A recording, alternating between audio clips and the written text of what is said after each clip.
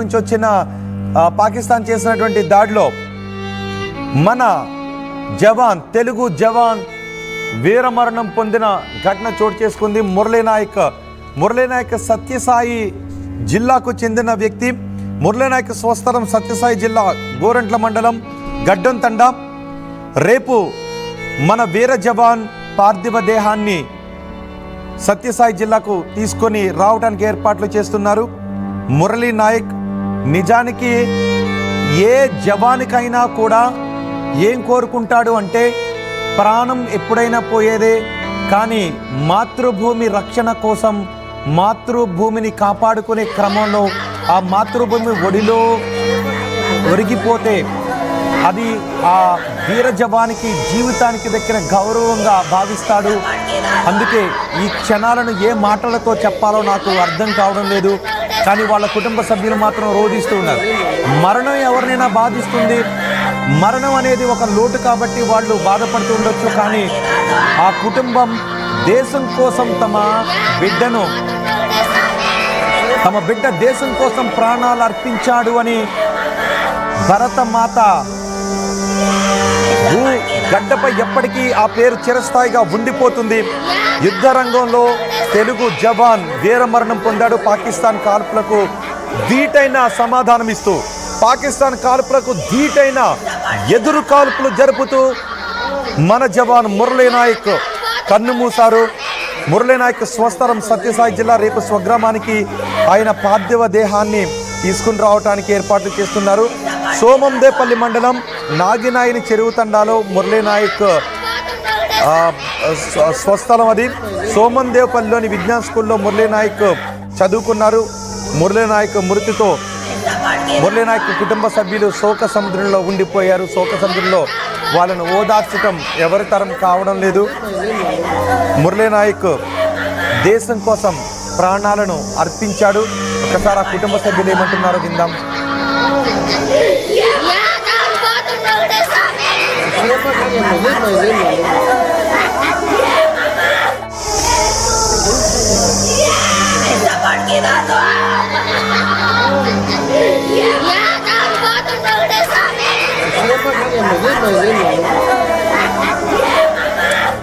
సారి మురళీనాయక్ స్వస్థలానికి వెళ్దాం. మురళీనాయక్ స్వస్థలం దగ్గర నుంచి పూర్తి సమాచారం అందించడానికి మా ప్రతినిధి చల్లనాయుడు అందుబాటులో ఉన్నారు. చల్లనాయుడు, మురళీనాయక్ స్వస్థలంలో ఏంటి పరిస్థితి? మురళీనాయక్ ఆయన యుద్ధ భూమిలో దేశం కోసం ప్రాణాలు అర్పించారనే వార్త తెలిసిన తర్వాత రోహిత్ వీరమరణం ఏదైతే ఉందో ఈరోజు జరుగుతున్నటువంటి భీకర పోరులో ఏకంగా అనంతపురం జిల్లా సత్యసాయి ఉమ్మడి అనంతపురం జిల్లాకు చెందినటువంటి మురళీనాయక్ మృతి వీరమరణం పొందడం అనేది వారు ఒకవైపు గర్వంగానే చెప్పుకుంటూనే మరొక వైపు కడుపు తీపితో వారు రోదన అనేది అరణ్య రోదనగా కనిపిస్తుంది. చూడొచ్చు మనం. వాళ్ళు రోధిస్తుంటే చుట్టుపక్కల వాళ్ళు చాలా మంది అక్కడికి గ్రామస్తులు కూడా చేరుకుంటున్నటువంటి నేపథ్యం. ఇప్పుడిప్పుడే రాత్రి శ్రీనగర్ లో జరిగినటువంటి ఎదురు కాల్పుల్లో మురళీనాయక్ మృతి చెందినట్టుగా మనకు సమాచారం అందుతుంది. మొత్తం మీద ఈ మధ్య 3 సంవత్సరాల క్రితమే ఈ మిలిటరీలో కూడా మురళీనాయక్ జాయిన్ అయినట్టుగా చెప్తున్నటువంటి నేపథ్యం. ఇటువంటి పరిస్థితుల్లోనే ఏకంగా పాకిస్తాన్ చేతిలో హతమవడం అనేది ఒకవైపు వీరమరణంగా గ్రామస్తులు కావచ్చు, బంధువులు కావచ్చు, వీరంతా గర్వంగా చెప్తున్నటువంటి నేపథ్యం. అయితే మాతో కలిసి తిరిగినటువంటి నేపథ్యం, మాతో ఇరుగు పొరుగు బాగా చాలా సౌఖ్యంగా బాగా అందరితో కలిసిపోయేటటువంటి మనస్తత్వం కలిగినటువంటి మురళీనాయక్ చనిపోవడం అనేది మేము జీర్ణించుకోలేకపోతున్నాం. ముఖ్యంగా చిన్న వయసు, చాలా చిన్న వయసు, ఈ మధ్య కాలంలోనే మిలిటరీలో చేరినటువంటి నేపథ్యం. ఇటువంటి పరిస్థితుల్లో ఏకంగా ఈ విజయం సాధించేందుకు ముఖ్యంగా పాకిస్తాన్ మూకలపై దాడులు, ఈ ప్రతి దాడుల నేపథ్యంలో విజయం సాధించిన తర్వాత మా ఊరికి వస్తానని కూడా చెప్పినట్టుగా అక్కడ గ్రామస్తులు కూడా చెప్తారు. ఇటువంటి పరిస్థితుల్లో వారు జీర్ణించుకోలేని పరిస్థితి. ఈరోజు రాత్రి జరిగినటువంటి దాడిలో మురళీనాయక్ చనిపోవడం అనేది వారు ఇప్పటికీ కూడా జీర్ణించుకోలేనటువంటి పరిస్థితి. కాకపోతే మృతదేహాన్ని అయితే రేపు కానీ ఎల్లుండి కానీ ఇక్కడికి తీసుకొచ్చి సొంత గ్రామానికి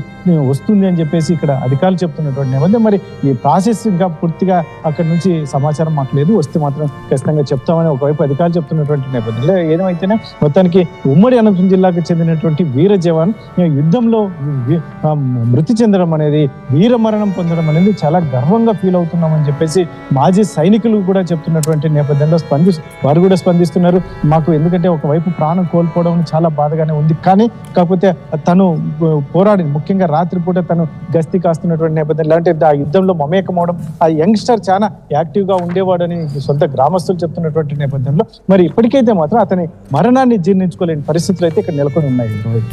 రైట్ చెల్లనాయుడు, వీర జవాను మృతితో అతని స్వగ్రామంలో శోకసంద్రం కనిపిస్తుంది. కానీ తమ బిడ్డ దేశం కోసం ప్రాణాలు అర్పించాడు అని గర్వంగా ఉంది. కానీ తమ బిడ్డ లేకపోవడం బాధాకరం అంటూ వాళ్ళు విలపిస్తూ ఉన్నారు. మరో బ్రేకింగ్ న్యూస్ నేను మీకు అందించబోతున్నాను. పాక్ ప్రధానికి సంబంధించిన బ్రేకింగ్ న్యూస్ నేను ఇప్పుడు మీకు చెప్పబోతున్నాను. పాక్ ప్రధాని పరువు మొత్తం తీసేశారు పార్లమెంట్ సభ్యులు. ప్రధాని ఒక పిరికి పంద అంటూ పార్లమెంట్లో సభ్యులు మండిపడ్డారు. పాకిస్తాన్ ప్రధాని ఒక వేశ్యలు అంటూ పార్లమెంట్లో సభ్యుడు నినాదాలు చేశాడు. ఇండియా దాడితో పాకిస్తాన్ ప్రధాని పారిపోయాడు అంటూ వాళ్ళ చట్టసభల్లోనే మాట్లాడుతున్నారు. ఒక్కసారి ఆ చట్టసభ సభ్యుడు ఏం మాట్లాడాడో విందాం. कि वो एक कॉल याद आ रहा है कि अगर एक लश्कर जिसका सरदार शेर हो और उसके साथ लश्कर में गीदड़ हो तो वो शेरों की तरह लड़ते हैं, अगर शेरों का लश्कर उसका सरदार गीदड़ हो तो वो नहीं लड़ सकते, वो जंगे हार लेते हैं। इस वक्त बॉर्डर पे खड़ा वो फौजी जो हमसे तवक्को रखता है कि हमारा लीडर, जो कौमी लीडर होता है या जो वजीर आजम होता है, वो आईना होता है, वो फेस होता है, उसकी तवक्को है कि हमारी सियासी क़यादत वो दलेरी के साथ मुकाबला करेगी। जी वाइंड अप करें, जुम्मे का टाइम है। आखिरी 2 मिनट दे जी। लेकिन जब आपका वजीर आजम, जब आपका लीडर बुज़दिल हो, वो मोदी का नाम ना ले सके, उसको आप क्या पैगाम दे रहे बॉर्डर पे लड़ने वाले जवान को? ఎస్, మనం ఆర్టీవీ స్క్రీన్ పైన మీరు చూశారు. పాకిస్తాన్ ప్రధాని ఒక పిరికి పంద అంటూ పాకిస్తాన్లో చట్టసభ సభ్యులు ఆ నేషనల్ అసెంబ్లీలో మాట్లాడుతున్నటువంటి పాకిస్తాన్ ప్రధాని పరువు మొత్తం తీసేశారు. నిజానికి మనం చేసినటువంటి దాడిలో పాకిస్తాన్ ప్రధాని పరువు పోయింది, పాకిస్తాన్ ఆర్మీ పరువు కూడా పోయింది. పాకిస్తాన్ ప్రధాని నివాసానికి దగ్గరలోనే మనం బాంబును వేస్తే పాకిస్తాన్ ప్రధాని వాళ్ళు బంకర్లో దాచిపెట్టాల్సిన పరిస్థితి వచ్చింది. ఆర్మీ హెడ్ క్వార్టర్స్ పై కూడా మనం దాడి చేస్తే కనీసం తిప్పికొట్టలేని పరిస్థితిలో పాకిస్తాన్ ఉంది. పాకిస్తాన్ ప్రధాని ఒక వేస్ట్ ఫెలో అంటూ పార్లమెంటు సభ్యుడు పార్లమెంటు సాక్షిగా మాట్లాడాడు. అంతేకాదు పాకిస్తాన్ ఆర్మీలో ఇప్పుడు భయం నెలకొంది అని పార్లమెంటు సభ్యుడు అంటూ ఉన్నాడు. సొంత దేశ ఎంపీ చెప్తున్నాడు, పార్లమెంట్లోనే చెప్పాడు ఈ వ్యాఖ్యలు. పాకిస్తాన్ ఆర్మీ ఇప్పుడు భయంలో ఉంది అని. ఇంతకు ముందే ఆర్టీవీ మీకు ఆ విషయాన్ని చాలా స్పష్టంగా చెప్పింది. పాకిస్తాన్ ప్రధాని వణికిపోయాడు, పాకిస్తాన్ ప్రధాని బంకర్లో ఏడుస్తున్నాడంట అనే విషయాన్ని, పాకిస్తాన్ ఆర్మీలో వణుకు మొదలైంది అనే విషయాన్ని కూడా చెప్పింది. చూసారా మేం ఏం చెప్పామో ఇప్పుడు ఆ పాకిస్తాన్ ఎంపీ కూడా అదే మాట్లాడుతున్నాడు. కొద్దిసేపటి క్రితం ఆర్టీవీ ఇదే విషయాన్ని చెప్పింది. పాకిస్తాన్ కాల్పులకు ధీటైన ఎదురు కాల్పులు జరుపుతూ మన జవాన్ మురళీ నాయక్ కన్ను మూశారు. మురళీ నాయక్ స్వస్థలం సత్యసాయి జిల్లా. రేపు స్వగ్రామానికి ఆయన పార్థివ దేహాన్ని తీసుకుని రావడానికి ఏర్పాట్లు చేస్తున్నారు. సోమందేపల్లి మండలం నాగినాయిని చెరువు తండాలో మురళీ నాయక్ స్వస్థలం అది. సోమందేపల్లిలోని విజ్ఞాన్ స్కూల్లో మురళీ నాయక్ చదువుకున్నారు. మురళీ నాయక్ మృతితో